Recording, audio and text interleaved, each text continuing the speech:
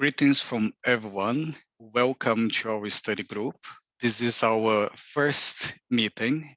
The topic that we're going to be studying tonight is Modern Man in Search of a Soul, Contribution of Spiritism Psychology.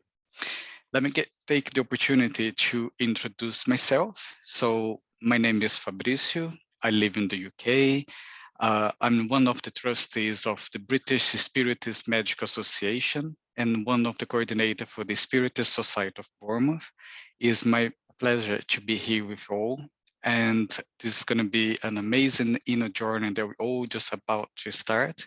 And without any further ado, I would like to hand it over to Anahy. Hello, everybody. So it's a pleasure to be with you all. And thank you so much for everybody who has the camera open. It's very important for us to see you. So I can connect with you and Fabrizio can connect with you. And we can see if we are bothering people. No, I'm joking. Brazilians love to joke, okay? But see your reactions, if it's okay, and if you're understanding, or or whatever. It's very important. And also the energy, because we are going to be studying together for many months this year. So, and you know that there is kind of a balance and a vibrational field, we believe, and emotional and also spiritual vibrational field that starts arising from the meetings. We are going to see that.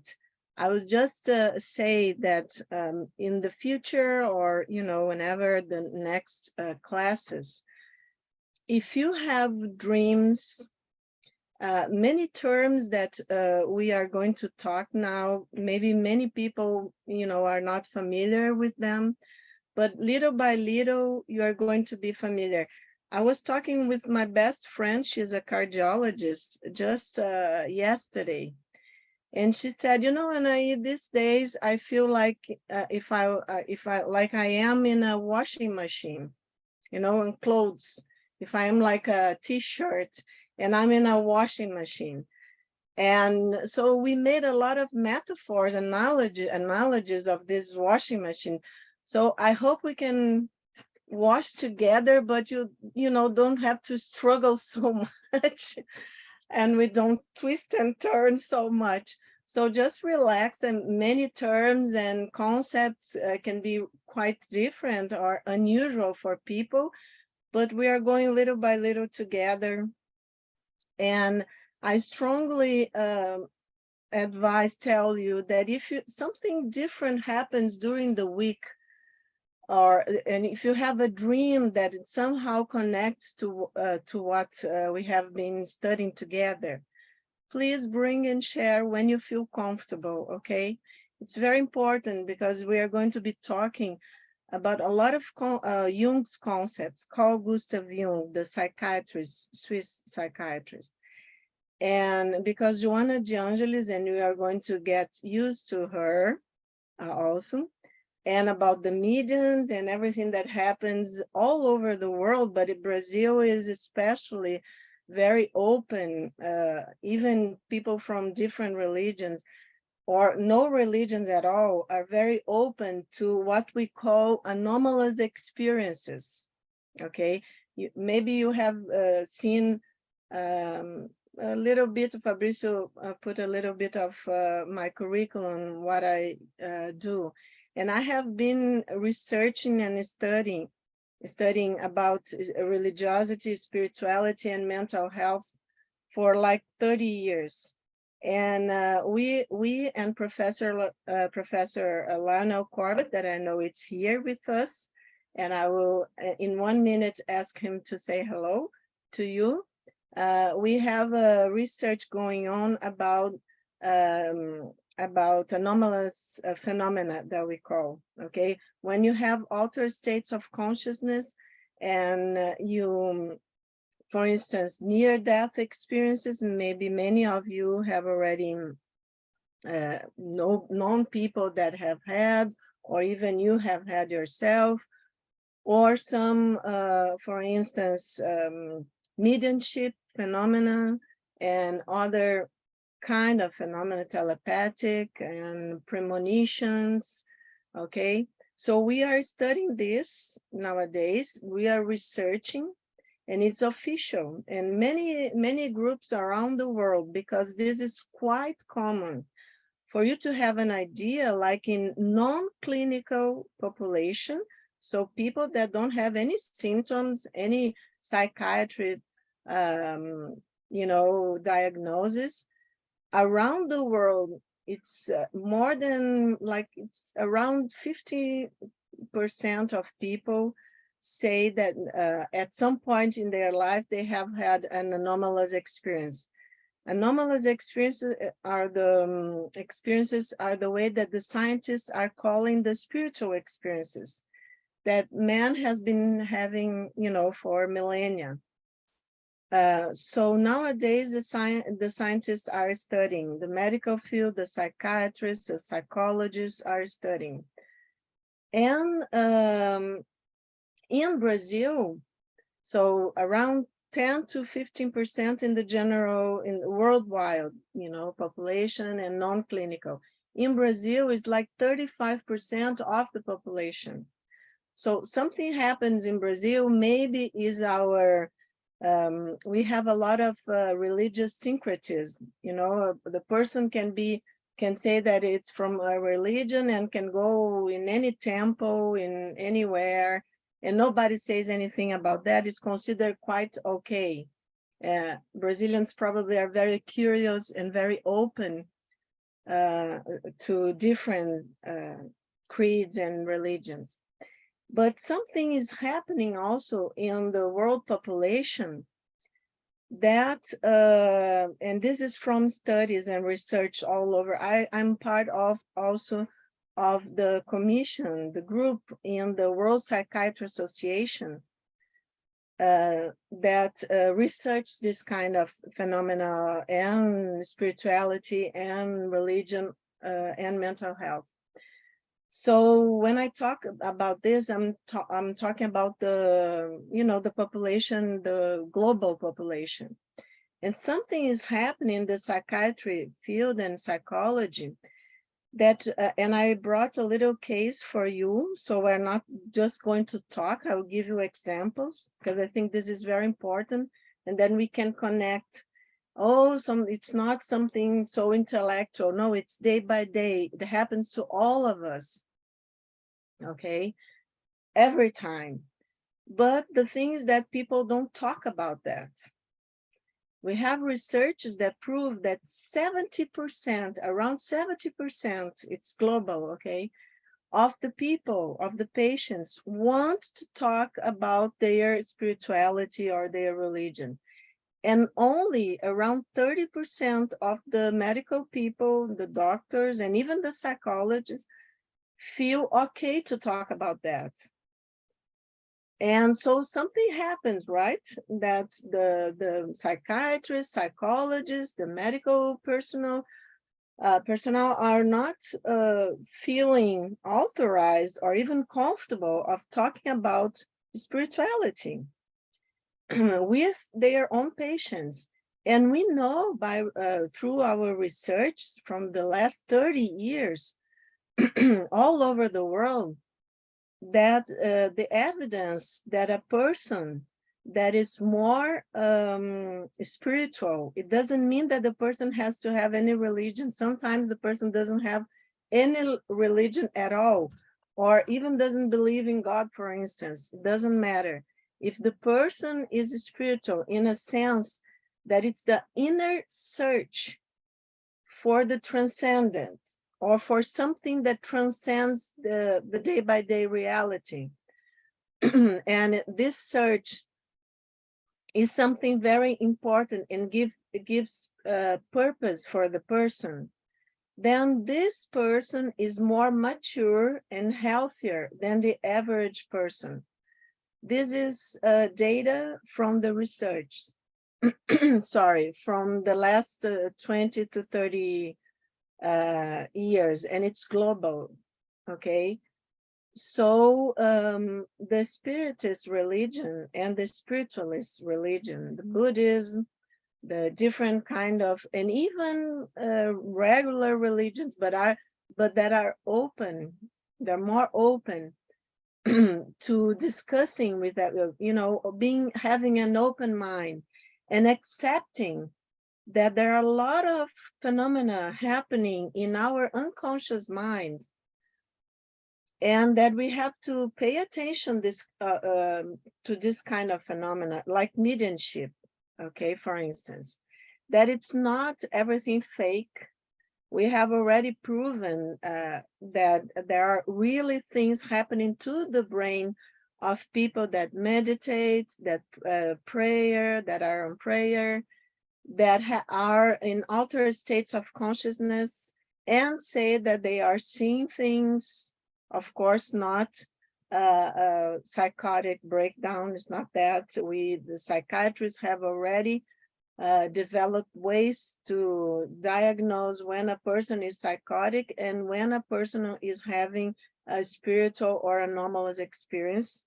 So we have passed this discussion already, but usually the public doesn't know that, and the media doesn't talk about that, okay? So I was myself a very regular psychiatrist and trained in psychoanalysis and Freud and all of that many years ago. And then because of my patients, I realized that I didn't know anything and how to connect it with them in their creeds and in their faith, and that many patients had problems, crisis, religious crisis, and had dreams that I didn't have the first idea what to say to them about their dreams, some dreams that you couldn't analyze, for instance, with the psychoanalysis and the regular stuff that we learn in psychoanalysis, in Freudian psychoanalysis. So that's why, because of my patients, I went, I decided to learn about Jung.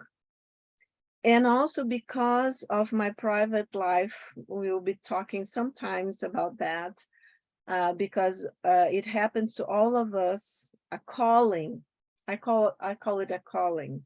Usually it's a crisis, a very deep loss, but then something happens that you as a scientist, in my case, and a medical doctor, cannot say, I'm not seeing that.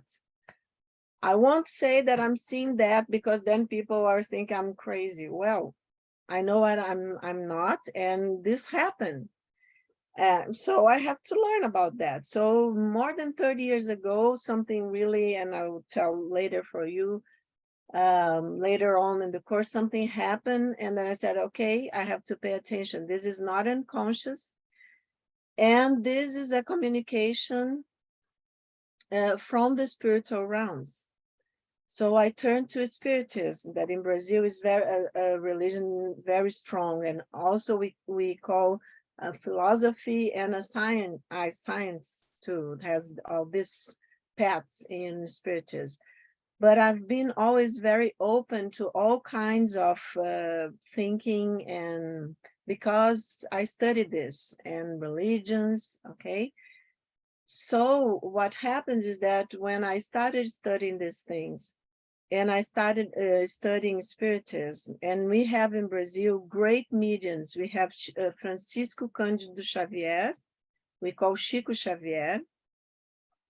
If I have time, I will give you guys an image that it's a synchronicity, because like my talk with my best friend yesterday, I just seen a person in the YouTube that was very close to Chico Xavier and gave an image.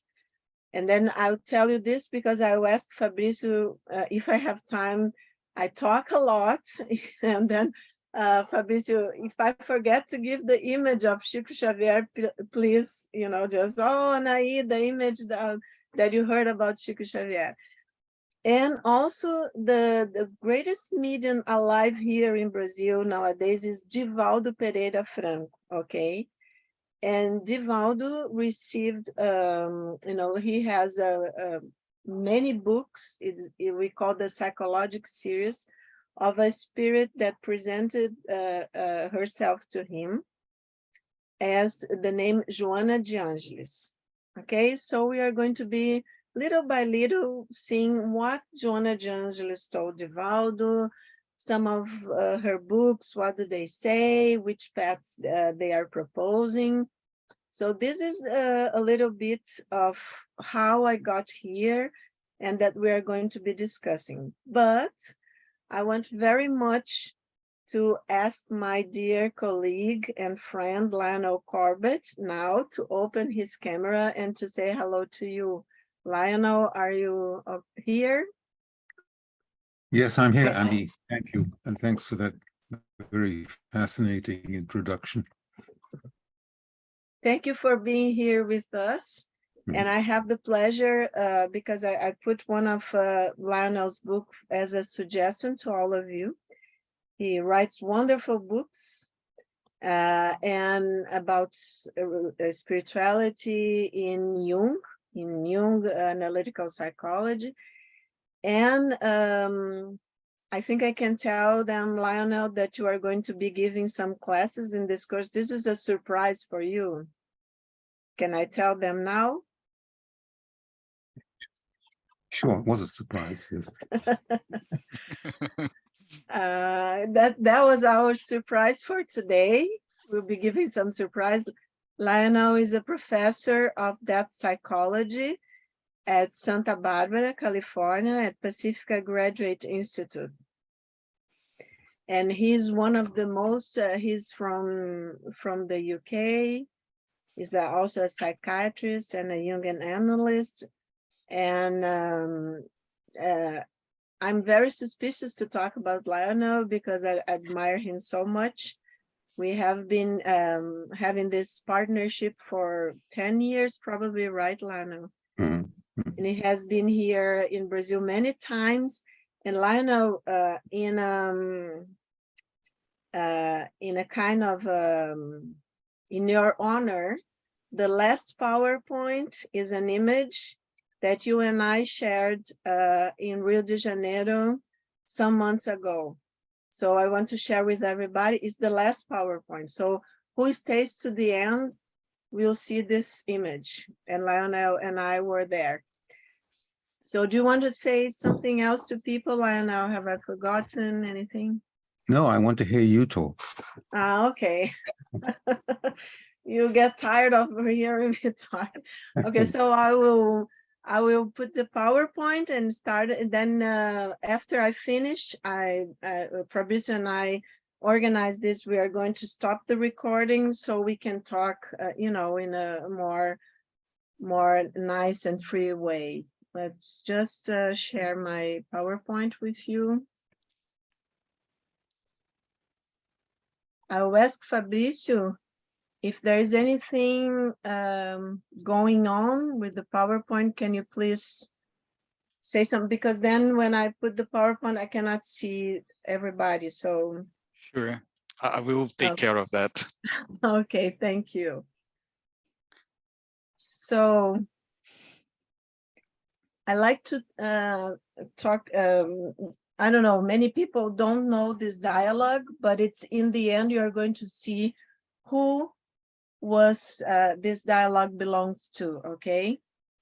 And many people who have read the spoiler alert, the red book, already know this dialogue, but who hasn't, we'll see in the end. My soul, where are you? Do you hear me? I speak, I call you. Are you there? I have returned, I'm here again. I have shaken the dust of all the lands from my feet, and I have come to you. After long years of long wandering, I have come to you again. Should I tell you everything I have seen, experienced, and drunk in? Or do you not want to hear about all the noise of life and the world? But one thing you must know, the one thing I have learned is that one must live this life. This life is the way, the long sought after way to the unfathomable, which we call divine. There is no other way. All other ways are false paths. I found the right way. It led me to you, my soul. I return tempered and purified. Do you still know me? Give me your hand, my almost forgotten soul. How warm the joy at seeing you again, you long disavowed soul. Life has led me back to you.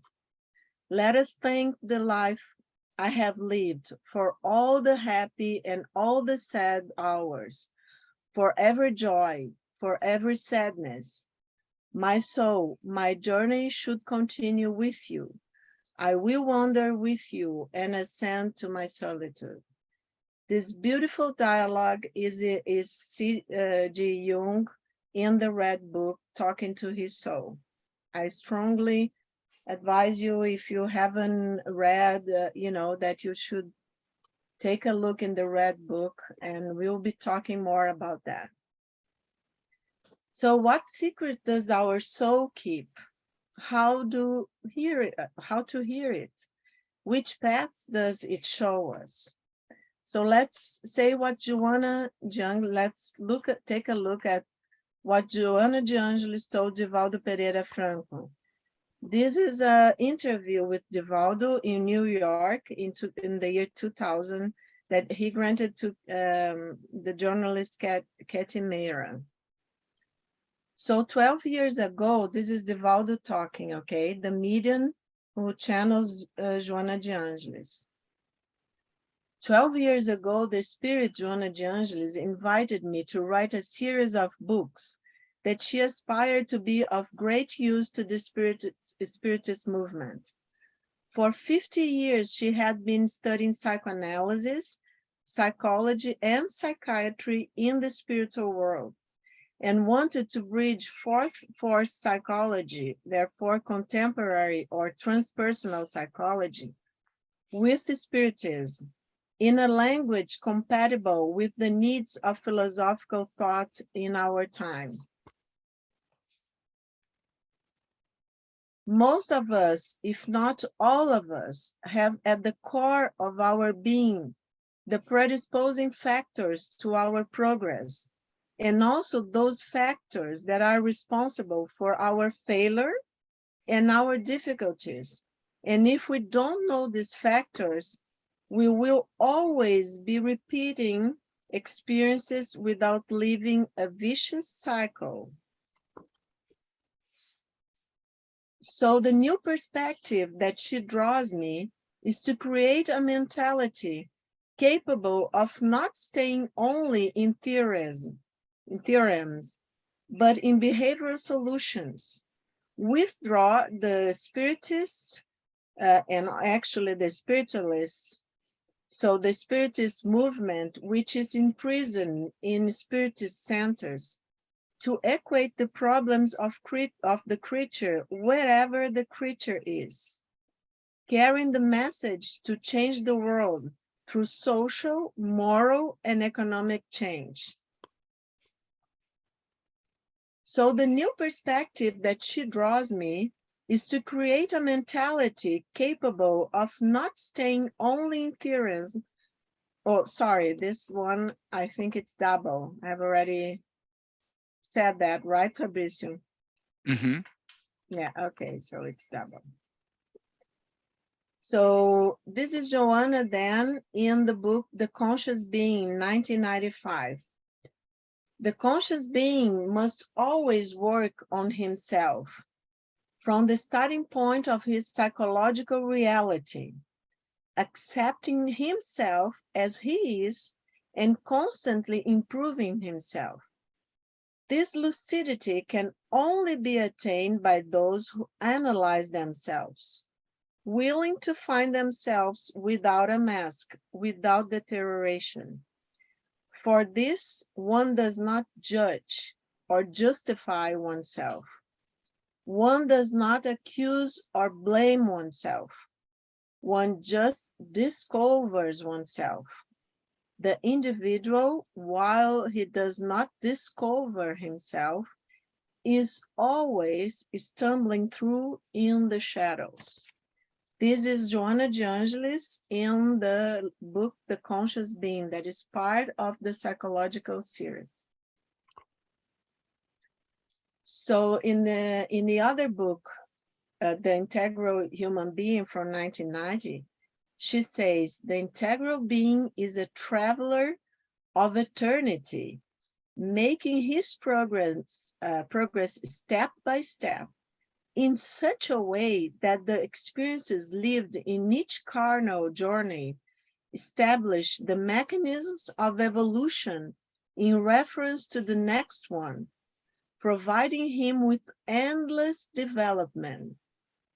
Okay, I'll tell again, because I think this is very important. It summarizes the principles and what's the program, why Joanna de Angelis spent 50 years in the spiritual realms trying to put together the transpersonal psychology, which I think Jung is like the father in modern times of the transpersonal psychology. So she uses a lot, and we are going to be seeing a lot of Jungian concepts with the Spiritist and Spiritualist actually concept of reincarnation and being a traveler of eternity. So she says the integral being is a traveler of eternity, making his progress step by step in such a way that the experiences lived in each carnal journey establish the mechanisms of evolution in reference to the next one. Do you see how interconnected our lives are? Providing him with endless development. So evolution is endless in her concept and the Spiritist concept. So the idea is then to recognize ourselves as immortal spirits, making the deep path within ourselves in order to conquer this inner kingdom. This is Gelson Luis Roberto, is also a teacher. We call ourselves aspiring to be teacher of Joanna de Angelis, okay? And in this wonderful book, Reflecting the Soul from 2011, all the books are of the psychological series are in the process of being translated to English. And I know that people in UK are doing a big effort, right, Fabrizio, to translate all the psychological series. So I brought some sentence of Jung in Modern Man in Search of a Soul. There are a lot of things to discuss, and I'm going to be doing some references to this book. Even I had a lot of analogies when I was reading again this book, what is modern, about the time, about the present time, and all this stuff.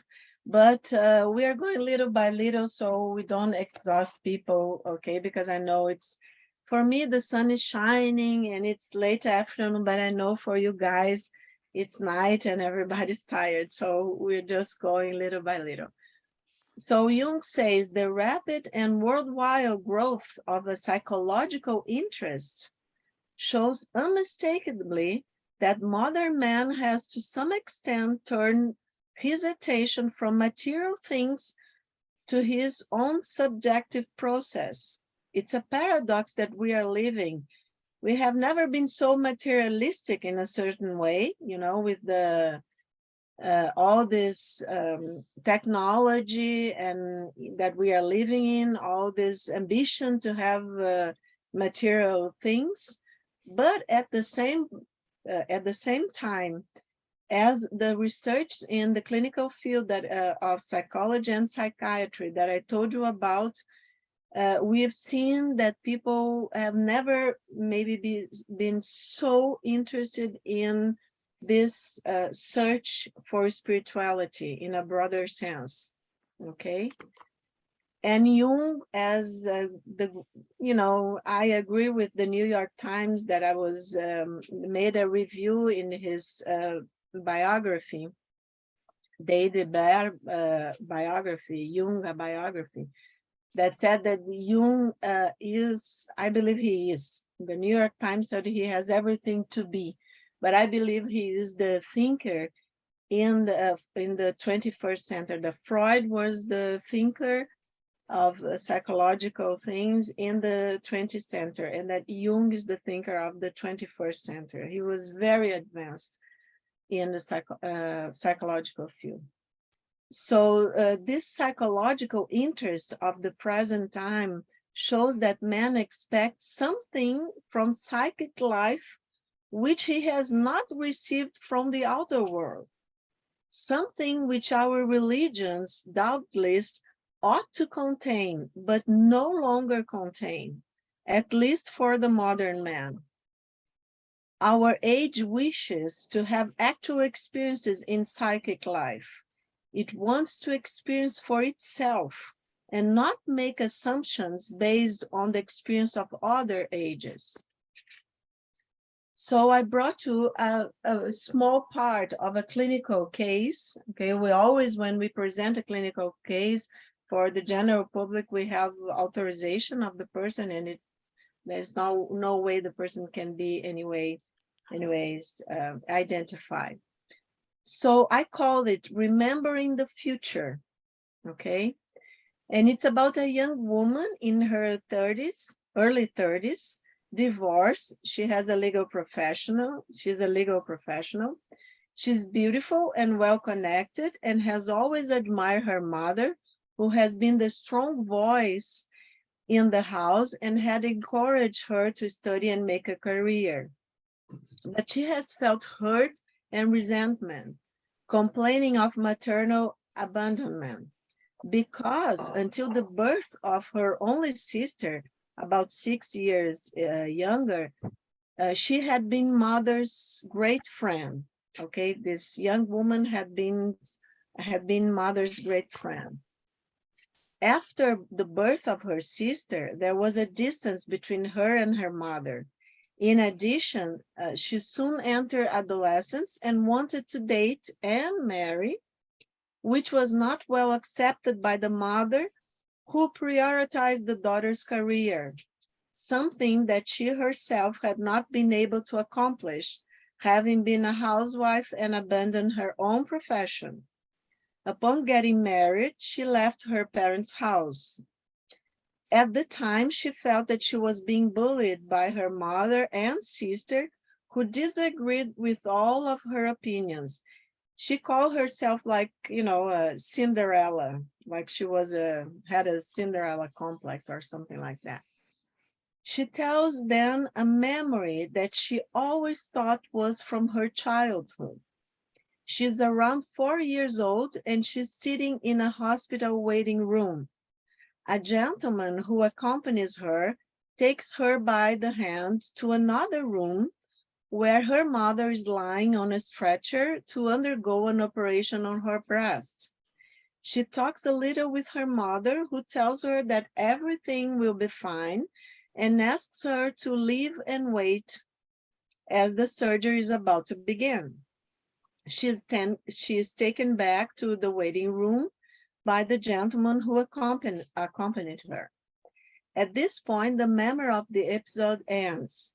She also remembers that when she was around 6 or 7 years old, she had asked her mother how her breast felt after the surgery.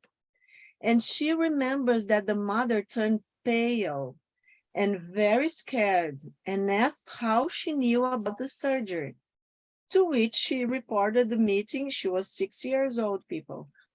So to which she reported the meeting between them with the presence of the man who accompanied her, and even details such as which breast was operated on.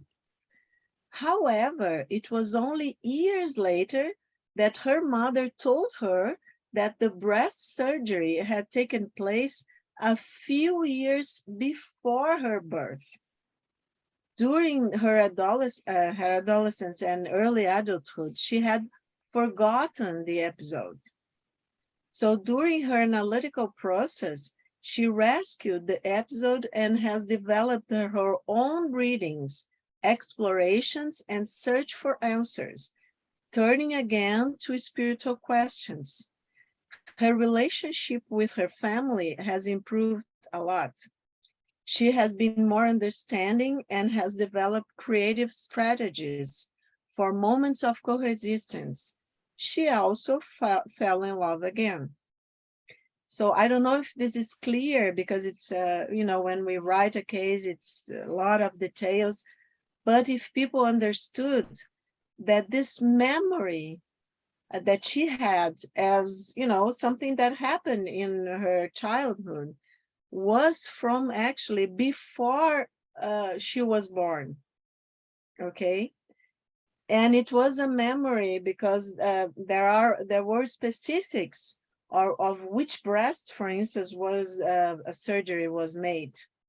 So the mother was not even married, okay, and married soon after this surgery, and didn't have any children. She was the first child.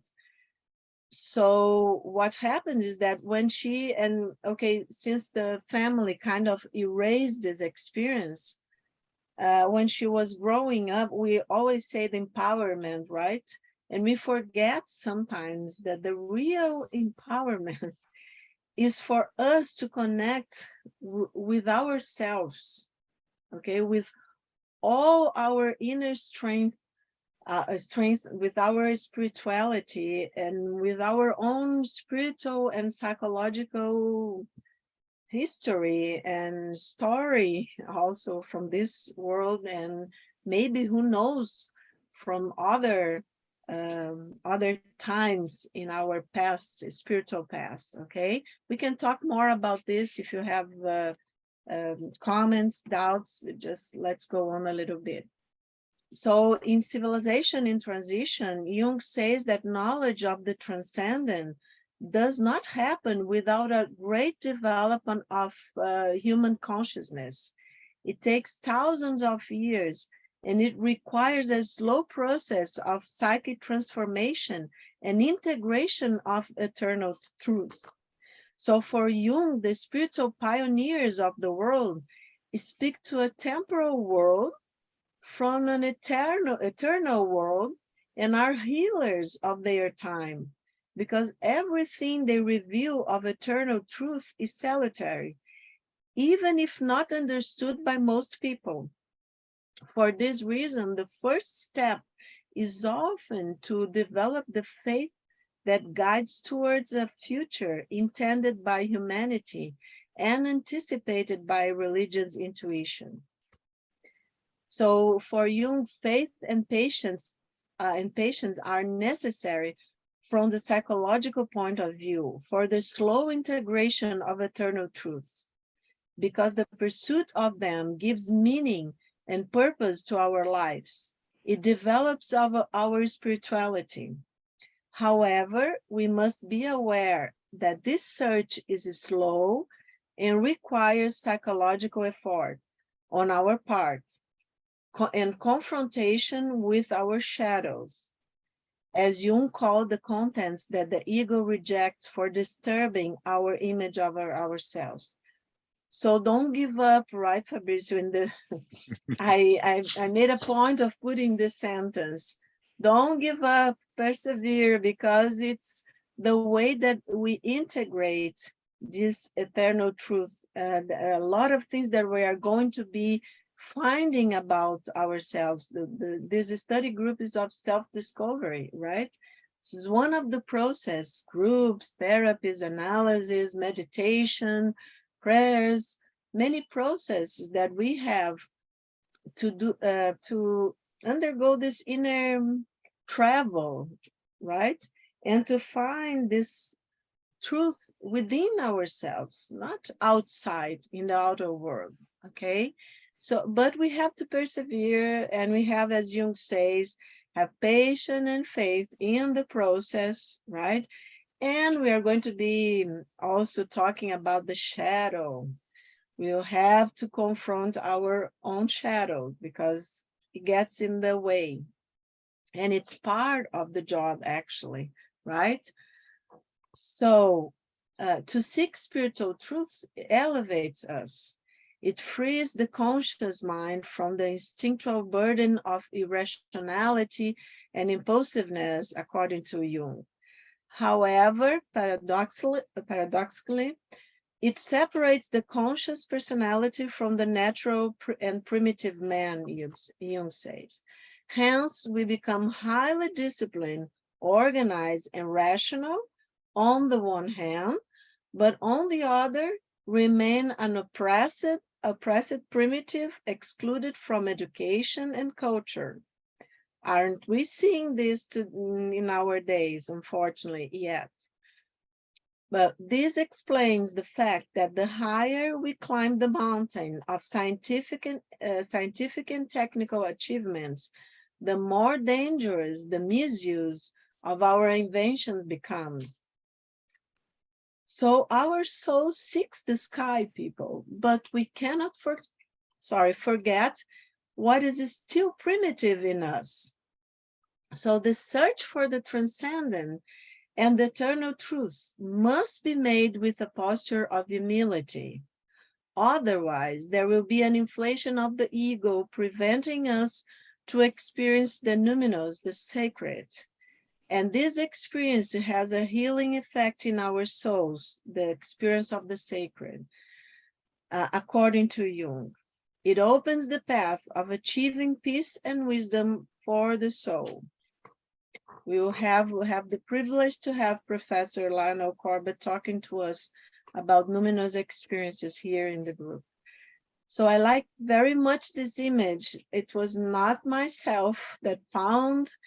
Of course, I have to give credit to all these beautiful images to my daughter. She's also a medical doctor, a pediatrician, and I think she's here with us too. Remind us what? I love this sentence, Jung's sentence, that the sole purpose of human existence is to turn on a light in the darkness of being. I love this sentence, okay? Is one of the Jung sentence that I love. And to finish here, my PowerPoint so we can talk. It's a synchronicity that we were always going to be discussing about synchronicity, and we have a class also with Professor Lionel and I and myself about synchronicities. Maybe we'll bring you a case, a beautiful case that is published, but it's in Portuguese to this day. But I was coming to Porto Alegre, where I am now in the very south of Brazil, so the internet is better. I was in another city. And when I turn on my Spotify, what do I listen? Synchronicity, John Lennon's and Paul McCartney's The Long and Winding Road. So I want you to just have a quick, everybody knows the song, and my daughter made this beautiful presentation of the song,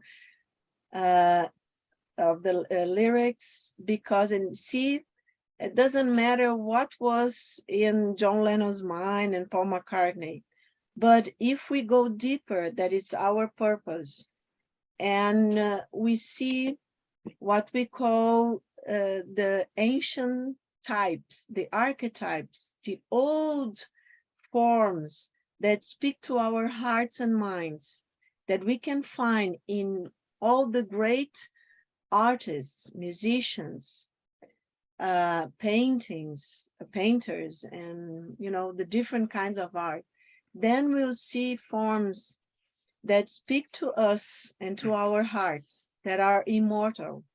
And this lyric is immortal, because if we go in the symbolism and go deeper, isn't that the search for the transcendent, the long and winding road that leads to your door will never disappear.